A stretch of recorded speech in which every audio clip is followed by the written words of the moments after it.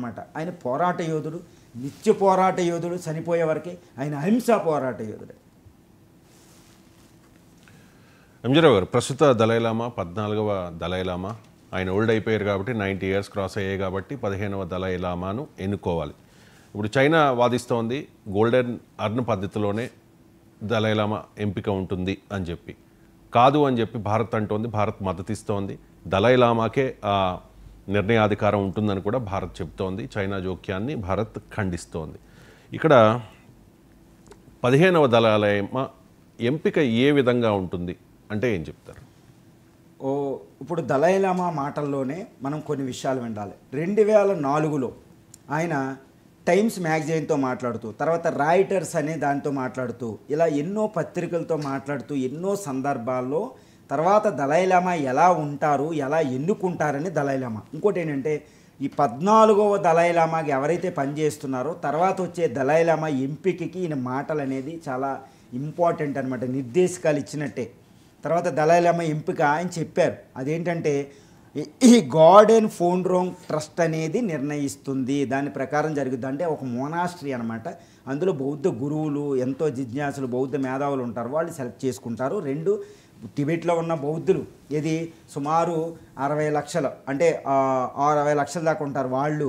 బయట ఉన్న 5-6 లక్షల మంది టిబెటన్ పీపుల్, అజ్ఞాతంలో ఉండగలుగుతున్న వాళ్ళందరూ కలిసి నెక్స్ట్ దలైలామాని నిర్ణయించుకుంటారు. ఆయన ఒక సందర్భంలో అంటారు దలైలామా మాకు వద్దంటే వాళ్ళ ఇష్టం అని కూడా చెప్తాడు ఒక సందర్భంలో. 2 నా తర్వాత ఒక స్త్రీ దలైలామాగా రావచ్చు అని కూడా ఆయన చెప్తాడు. ఒక పిచ్చి స్త్రీ కూడా నా తర్వాత దలైలామాగా రావచ్చు అని చెప్తారు. ఎందుకంటే బుద్ధుడు ఆత్మ ఎవరి శరీరంలోకి ప్రవేశిస్తుందో వాళ్ళే దలైలామా. దలై అంటే వాషన్, ప్రేమస్వరూపం అనమాట. బుద్ధుడు ఆత్మ ఒక జంతువులోకి వెళ్ళినా బుద్ధుడు ఆత్మ వెళ్ళిన తర్వాత అది ఇంకా పవిత్రం అయిపోద్ది అనమాట. అది ఎవరైనా అవ్వచ్చు అనే సందర్భంలో ఆయన చెప్తాడనమాట దలైలామా ఈ వ్యవహారంలో.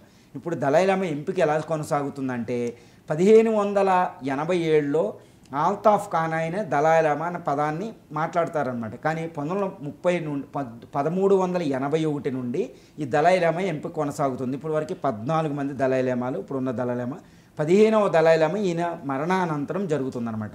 ఈయన మరణానంతరం ఈయన ఆత్మ మళ్ళా ఇంకొక బాడీలోకి వెళ్తుందన్నమాట, ఇంకొకళ్ళ శరీరంలోకి. ఈ శరీరం ఎవరి శరీరంలోకి వెళ్ళింది అంటే చిన్నపిల్లలు ఉంటారు కాబట్టి వాళ్ళని గుర్తించడం అనేది ఎలాగనేది అదే దలైలామా ఎంపిక ప్రక్రియ. ఎలా గుర్తిస్తారు అంటే ఈయన స్థితి మండుతూ ఉంటే ఆ పొగ ఏ దిక్కుకి వెళ్తుందో ఆ దిక్కును వెతుకుతారన్నమాట.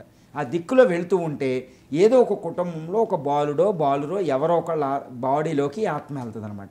ఆయనకి ఆ పిల్లోని టెస్ట్ చేస్తారు.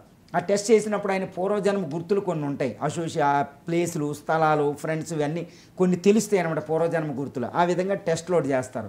రెండోది ఏంటంటే ఆయన కొన్ని మిరాకిల్ జరుగుతాయి. మిరాకిల్స్ అంటే వాళ్ళ తల్లిదండ్రులకి కొన్ని కళలు వస్తాయన్నమాట. ఆ కళలు దీనికి లింక్ ఉంటుంది, సింక్ అవుతూ ఉంటాయి. అది ఒకటి చూస్తారు. ఇలా ఎన్నో టెస్టులు పెడతారనమాట.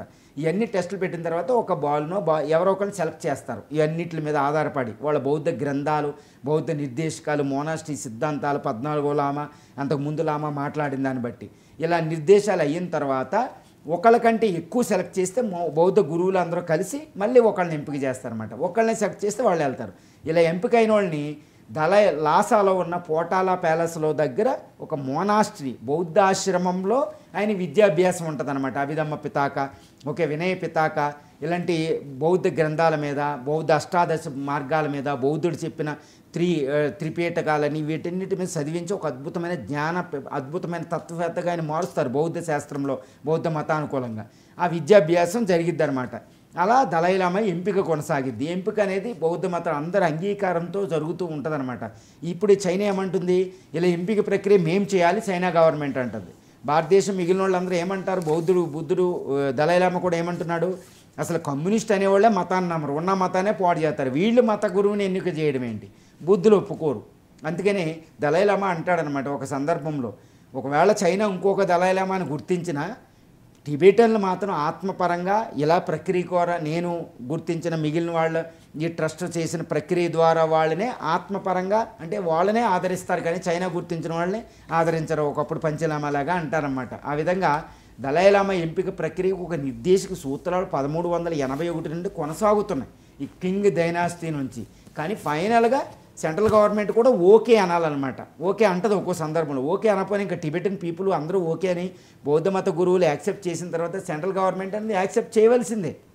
ఇప్పుడు చైనా గవర్నమెంట్ నేను యాక్సెప్ట్ చేయను, టిబెట్ నా అధీనంలో ఉంది, నేనే సెలెక్ట్ చేయనంటే అది బౌద్ధులు అసలు టిబెటన్లో నివసించే ఒక్క బుద్ధిస్టు కూడా ఒప్పుకోరు. కాబట్టి అది ఒక వివాదంగా మారే ప్రక్రియ ఉంది.